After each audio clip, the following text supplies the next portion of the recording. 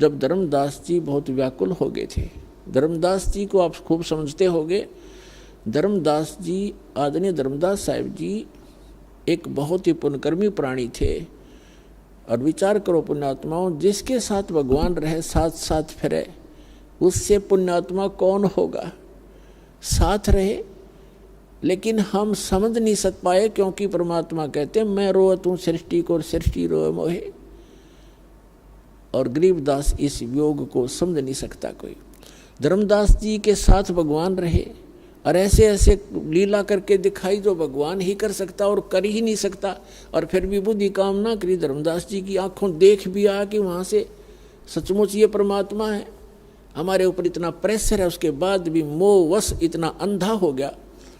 जब परमात्मा ने कहा कि धर्मदास मेरी लाख दुहाई, धर्मदास मेरी लाख दुहाई, ये मूल ज्ञान कई बार न जाई। जो मैंने तुझे ज्ञान, मूल ज्ञान दिया है, वास्तविक ज्ञान दिया है, इसका अभी कहीं चर्चा ना करना। और फिर कहा कि धर्मदास मेरी लाख दुहाई, ये सार शब्द कई बार न जाई।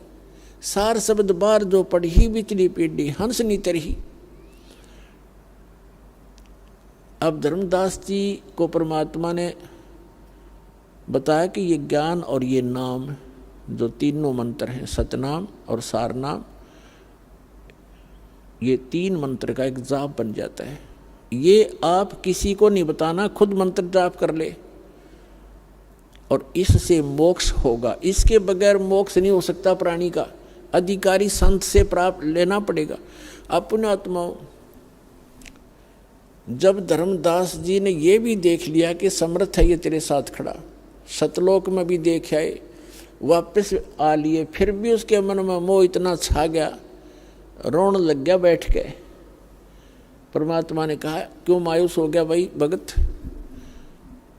तब वो क्या कहता है कि भगवान आपने स्पष्ट कर दिया कि इन मंत्रों के बगैर मोक्ष नहीं।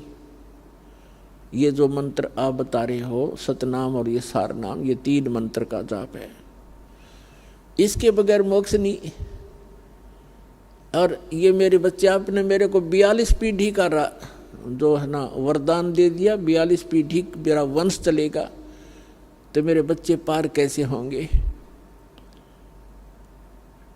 यूं कहकर रोने लग गया। तब परमात्मा ने कहा कि धर्मदास तू अंधा मत हो, यदि ये ज्ञान और ये नाम आपने इनको बता दिया, आने वाले समय में तेरे इस पंथ में तेरे वंशजों को काल ठगेगा और इनको भ्रमित कर लेगा, अपने दूत भेजेगा, उन दूतों को ये हाथ लग गए मूल मंत्र, तो बिचली पीढ़ी मैं सबको पार करूंगा विश्व को, तो ये पार नहीं हो पाओगे भाई, मेरा मिशन खराब हो जाएगा, मेरा सारा दाव नष्ट हो जाएगा जो मैं लगाना चाहता हूँ। तो धर्मदास मेरी लाख दुहाई, लाख दुहाई, और ये सार शब्द की तो बार ना जाई। अब धर्मदास जी बहुत दुखी हो गया। परमात्मा ने सोचा यू काम बिगाड़ेगा, यू डोबेगा, कहानी मेरी बनी बनाई। तो परमात्मा ने प्रेरणा की उस दिन, उसके अंदर प्रेरणा की, और उसने कहा कि भगवान मैं बहुत अंधा हो चुका हूँ, मोहवश मेरे बस की बात नहीं रही। परमात्मा बोल मुझे सतलोक भेज दो भगवान, मुझे सतलोक, वह धुन लगा दी दाता ने, अब चल तुझे सतलोक भेजते हैं। जगन्नाथपुरी में एक प्रेरणा की परमात्मा ने उसको कि अगर ये यहाँ रहेगा बच्चों में, इसकी ममता नो की नो बनी रहेगी, यूँ काम बिगाड़ देगा, सारा यूँ नाम बता देगा। और इसके बताया हुआ नाम ने काम तो करना नहीं, क्योंकि अधिकारी नहीं, क्योंकि परमात्मा ने धर्मदास जी को आगे नाम देने का आदेश नहीं दिया था। केवल 5 नाम जो प्रथम मंत्र के यही दिया करते थे, इनका आदेश था। धर्मदास जी के लड़के जो परमात्मा के आशीर्वाद से हुआ था, कबीर जी के आशीर्वाद से, चूड़ामणि जी, उसको भी स्वयं ही दीक्षा दी थी, स्वयं ही उसको आगे नाम 5 नाम देने का गुरुपद प्राप्त कराया था। 5 नाम कौन से? जो आपको प्रथम मंत्र में दिए जाते हैं, फर्स्ट एंड लास्ट छोड़ के, फर्स्ट एंड लास्ट उसमें नहीं दिया जाता था। अब ये लंबी कहानी है, बार बार सत्संग सुनोगे तब आपको पता चलेगा कि प्रथम और लास्ट मंत्र उस समय क्यों नहीं दिया जाता था। ये सत्संगों में बताया जाएगा, लेकिन अब विषय दूसरा है आज। तो कबीर परमेश्वर जी ने कहा कि धर्मदास, मैं चारों युग में आता हूँ और प्रत्येक प्राणी को जो एक बार मेरी शरण में आ गया उसको पार करके ही छोड़ता हूँ। और जब मैं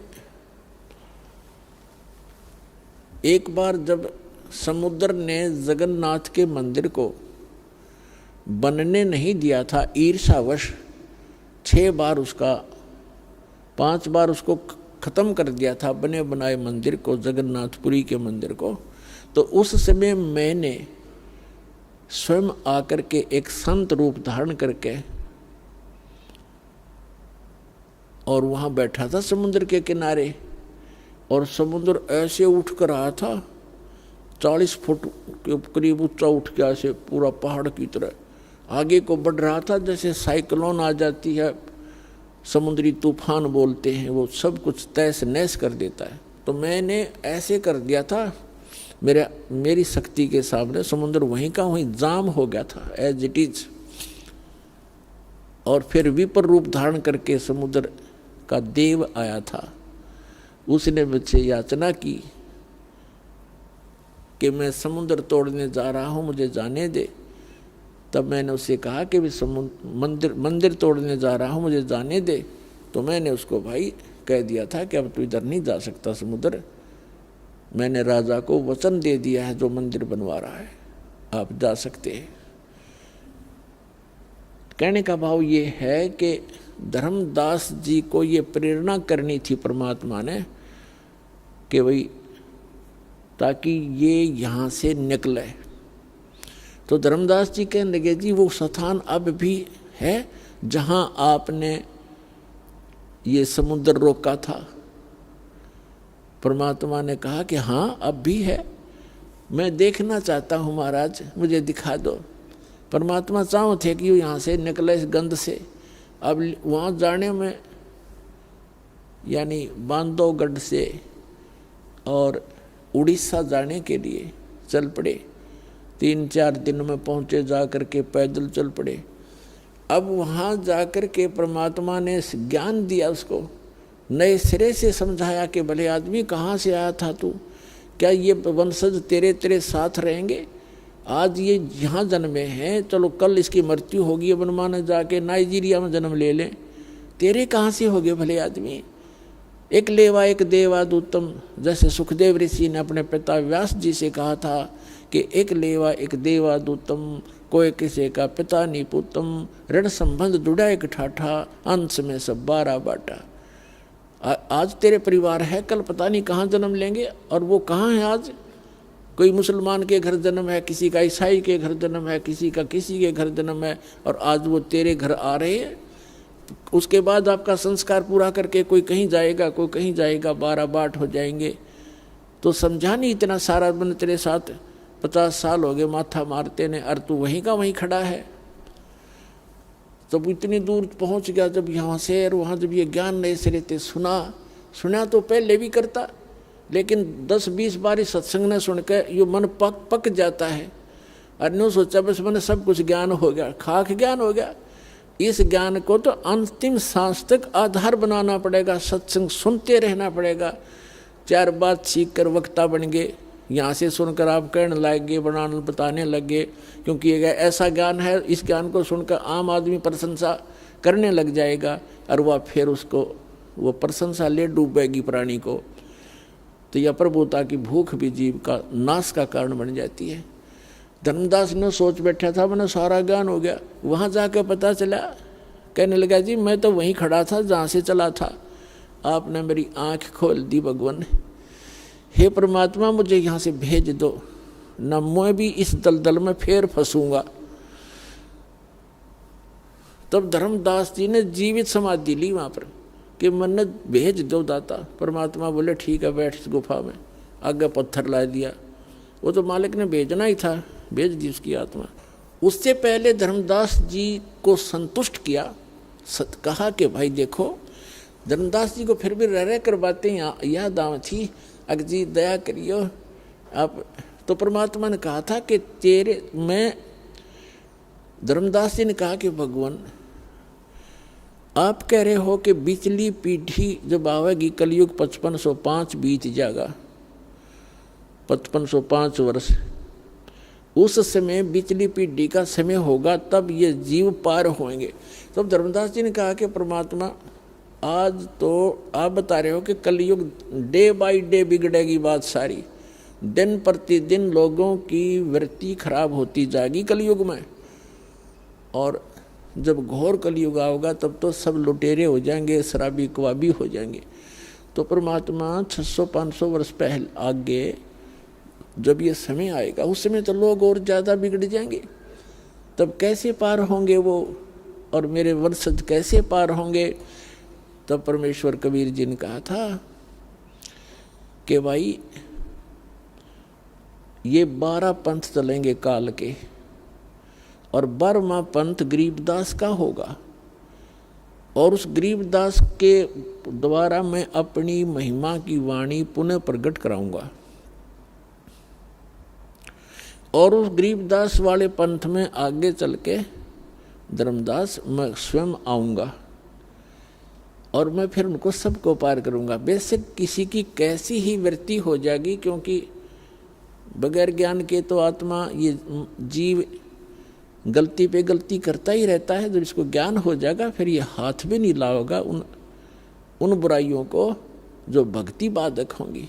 तो मैं स्वयं जाऊँगा, उन सबको फिर से नए सिरे से ज्ञान दूंगा, और धर्मदास सतयुग जैसा माहौल बनाऊंगा पूरे विश्व में, और मैं सतनाम दूंगा, सारनाम दूंगा, सब शिक्षित करूंगा पहले। और कलयुग इसीलिए बनाया है ये कि इसमें मशीनरी युग होगा, और ऐसे उपकरण बनाए जाएंगे, सबको शिक्षित करूंगा, और फिर मेरे बच्चों को मैं अपनी पहचान कराऊंगा, सब सदग्रंथों से भगवान की महिमा का वर्णन कराऊंगा, और सबको पार करूंगा। तेरे वंशज भी पार हो जाएंगे। तेरे को 42 वंश का आशीर्वाद इसलिए दिया है कि सभी अच्छी आत्माएं तेरे घरों में जन्म लेंगी, और जब वो मेरी शरण में आएंगी, नाम ले लेंगे तो पार होंगे, नाम ना लेंगे तेरे क्या कोई भी पार नहीं होगा। और जब कलयुग 5505 बीत जाएगा, उस समय बिचली पीढ़ी का समय प्रारंभ होगा। उस समय सारे विश्व को पार करूंगा, सतनाम का और सार नाम का सब जगह बोलबाला होगा। जो भी सतनाम और सार नाम को ले लेगा धर्मदास, तेरे वंशज का सारा विश्व पार हो जाएगा। तब धर्मदास ने संतोष हुआ धर्मदास जी को कि भगवान ने कह दिया, यह फाइनल बात है, आप स्वयं आओगे, फिर मुझे क्या चिंता भगवान, मुझे सतलोक भेज दो। अगर मैं वापस चला गया वहाँ पर बांधवगढ़, मैं उस दलदल में फिर फंस जाएगा। उस समय धर्मदास जी की लगभग 118 वर्ष की आयु हो गई थी जब वो सतलोक गमन किया जीवित समाधि देकर। अपने आत्माओं, दास क्या सिद्ध करना चाह रहा है आपको? दास ये सिद्ध करना चाह रहा है कि ये ऐसी अनमोल जड़ी, ऐसा अनमोल ज्ञान और ऐसे ये कारगर मंत्र परमात्मा ने छुपा कर रखे थे आपके लिए। सबसे निकट थे धर्मदास जी, उसको भी आगे प्रतिबंध लगा दिया था कि जिक्र भी ना कर देना इस सतनाम और सार नाम का। जिन भी महापुरुषों को परमात्मा मिले हैं उन सबको मंत्र दिए, लेकिन उनको आगे प्रतिबंध लगा दिया।